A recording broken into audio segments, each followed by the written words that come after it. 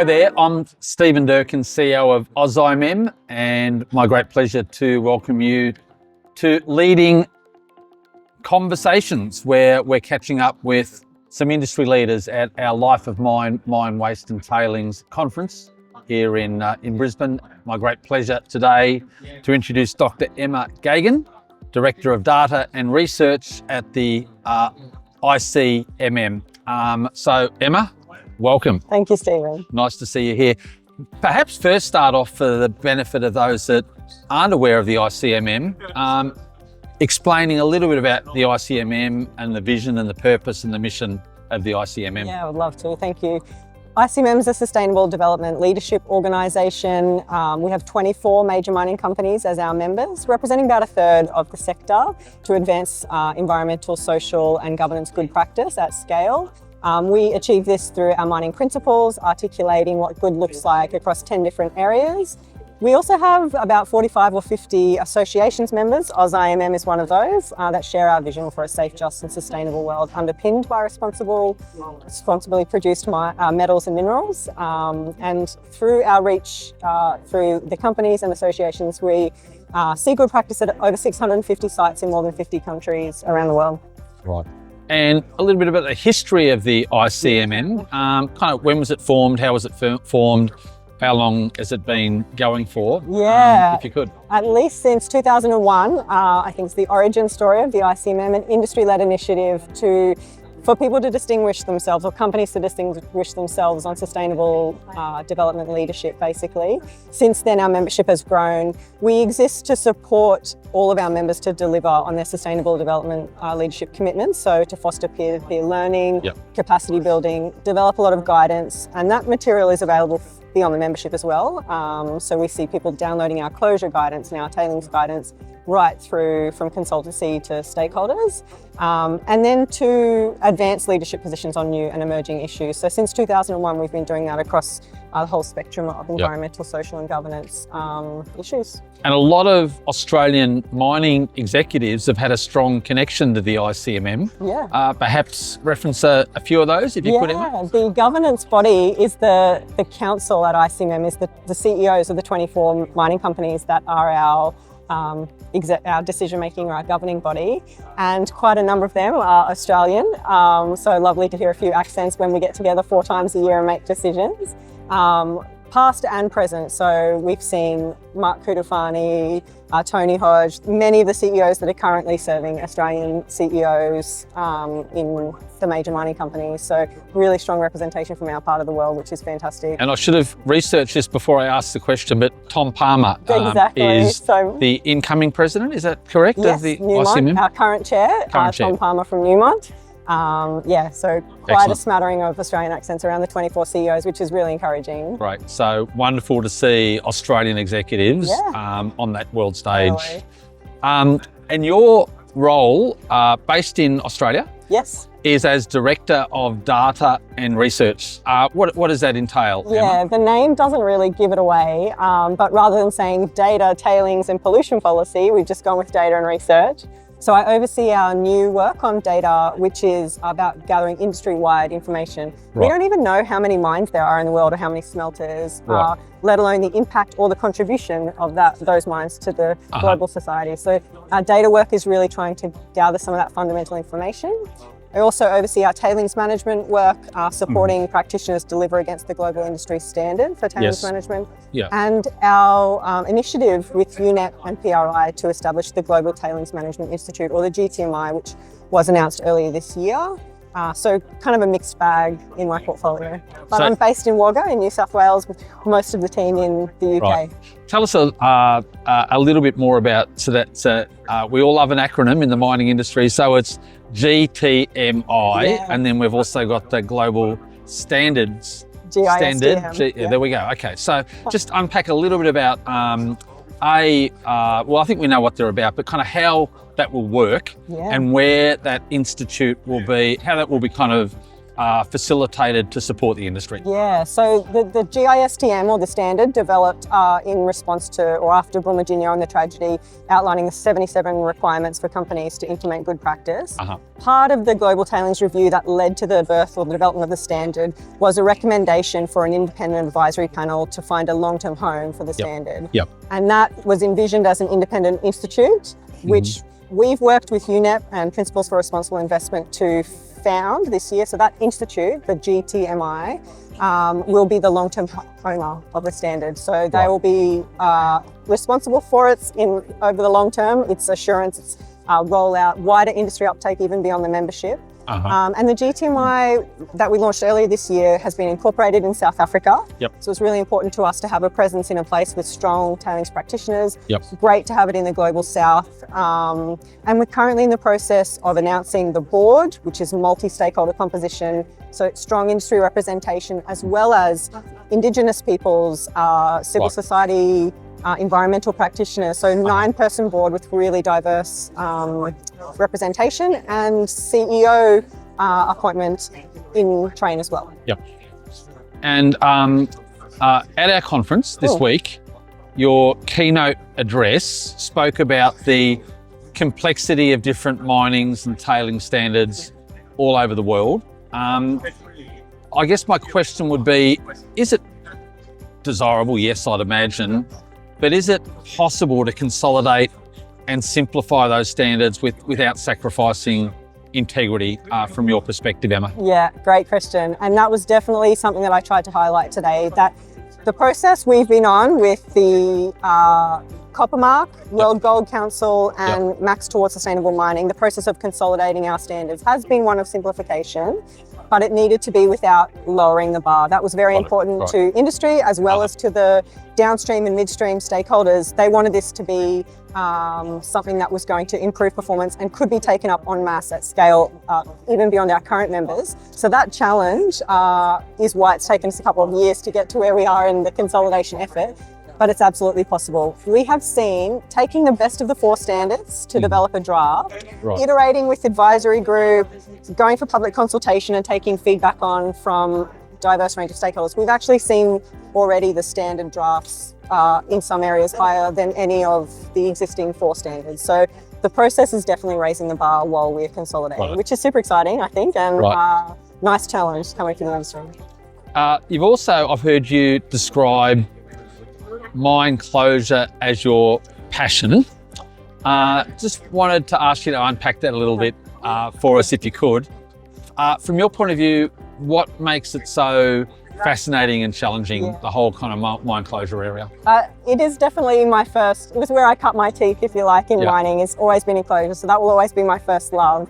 But I think it's something about leaving the world a better place than we found it. And I think closure is all of that and much more. The opportunity to leave behind something better than we had before, while juggling environmental, social and financial considerations. The complexity there is just a nut that I don't think has an easy solution, which is why I find it intellectually stimulating, as well as such a good opportunity for the sector. So it will continue to drive me for a number of years, and many of the others here, I'm sure. I think if we ask the average person on the street for their reaction to what you've just described, they'd be pretty shocked, I think. I would wonder. In terms of sort of the passion for our industry around this area, does that sort of frustrate you, or do you sort of see that as kind of an opportunity for us as an industry to kind of connect better with those communities? I think there's a 2-part answer to that, and some of that is people's perceptions are largely informed by 1 or 2 case studies, and we then think the whole industry is like the 1 or 2 stories that we've seen. So there's a lot we need to do in terms of outreach and dialogue and engagement to influence that perception. But there, in parallel, is a lot we need to do to improve performance, because those case studies exist because of the 1 or 2 bad examples. We need to prevent and reverse and stop those things happening. So I think it's a parallel track of communication as well as supporting implementation. Closure is still pretty complex. Even we know the good practice principles and they've been around, our guidance is there, but operationalizing that when you're juggling short-term financial gains versus the long-term costs, like, it's not easy. So Right. I think we got to do both, tell the Yep. story better as well as continue to improve the Right. operationalizing those principles on the ground. Got it. And given your global perspective, Mhm. by the way, are there many people doing global roles from Wagga? Not from Wagga. It is a bit unusual in my street that I'm on the plane a lot. But we do have other staff in Australia too, in Adelaide. I knew that. But my question was going to be, given that global perspective, if you looked at kind of the area of mine closure, where would you see Australia if we were to benchmark our work with other jurisdictions around the world? I don't think I'm biased when I say Australia would be in the top two. So Australia and Canada both very progressive when it comes to mine closure. Here we are incredibly right because we have the right jurisdictional framework, highly skilled workforce, appetite for innovation. So we've got things like the CRC time, many universities around with the capability to deliver. So we're able to advance in ways that other sectors can't, because those different actors are all disjointed. So it's really ripe here for the kind of innovations that we see. And I just love that. I think it's an exciting place to be operating and to be facing the challenge of closure right now. Australia is actually a good place to be. And just unpack this concept of innovation a little, if you could, Emma, because I think some would assume it's about kind of doing the basics really well. Just describe sort of some of the innovation you see in terms of in the area of mine closure. Yeah, I do think we still need to get better at doing the basics well, but there is so much potential for innovation here. So I started my career actually in microbiology. I'm a microbiologist by training, and I was at that time using bacteria to speed up reformation of the surface crust in iron ore mines in Brazil. There's no soil at the surface. We were using iron cycling bacteria to glue back together mine waste. That's the kind of innovation I'm talking about. If you want to restore an ecosystem that wasn't there before, you can't just put the waste back in a pile. You need to think on geologic timescales and accelerating them. And I think that's the exciting bit people don't see when they think of closure. They think leaving holes in the ground. No, let's think outside the box of doing something different, doing something better, adding value for community. The list is endless. I love that perspective. I love that kind of cross-disciplinary way of thinking. Of course, that's what we're looking to showcase at our conference. You know, people getting decision makers, executives, thought leaders in our industry to look holistically and look globally around the work we're doing. So perhaps a comment from you around what you're seeing at the conference in terms of the thought leadership that's emerging through the conversations we might be able to hear in the background as we're chatting here today. Can I tell you, Stephen, how pleased I was to see both tailings and mine waste and life of mine running in parallel. When I think about closure, and that's often what the Life of Mine conference focuses on, it is also integration of planning and things, but this is the closure practitioners space. One of the hardest places to operationalise closure good practice is at the tailings storage facility. There's probably no more complex domain on a site. And thinking about long-term benefits and long-term management of these structures, I mean, this is the place where we might see the cross-pollination of ideas that could unlock or de-bottleneck, I think, one of the critical challenges for closure, which is successful, not just safe closure, but successful closure and post-mining futures on and with tailings storage facilities. So super excited to see the two running in parallel. I don't think it's a forced either. I think there are natural synergies there in terms of building into the life of mine plan efficiencies that will have benefits in both. So really well done on getting them together. It's been a long time. Nice to hear. My final question and area to explore with you, Emma, is a little about your career journey. So, microbiologist, PhD in microbial ecology. I don't know as much about that as I should. Maybe kind of start off with a bit more of an explanation about that kind of PhD work, and then kind of your career journey that's taken you to the world stage working with the ICMM. Thanks. Stephen. So actually PhD in microbial ecology, I did my PhD in the microbes that live in the gut of cows and sheep and kangaroos. So greenhouse gas emissions. Went overseas to do my postdoc in Germany, understanding microbes that live below the bottom of the seafloor. Now, it doesn't matter if they're in the gut or the seafloor, the techniques are the same. And so there was my first exposure to microbes that can do geochemical reactions.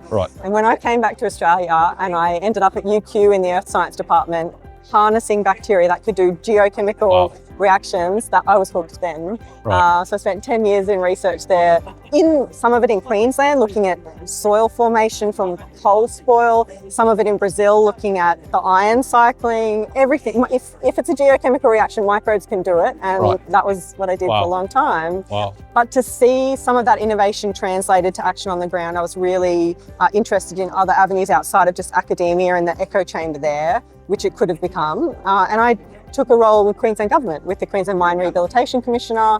That was a fantastic opportunity to just see what we're doing here in Queensland with progressive rehab, challenges and the opportunities of doing some of this stuff at scale, real eye-opener. Queensland Government wasn't my forever job. Everyone's different, and I then moved to the ICMM quick after that. Which had the opportunity then to think from just Queensland now to closure at a global scale, with our members operating in, as I said, 650 sites around 50 countries around the world. Same challenges everywhere we go. Everywhere I talk to a closure practitioner on one of our member sites, it's the same challenge around juggling those environmental, social and the financial elements to see good closure outcomes.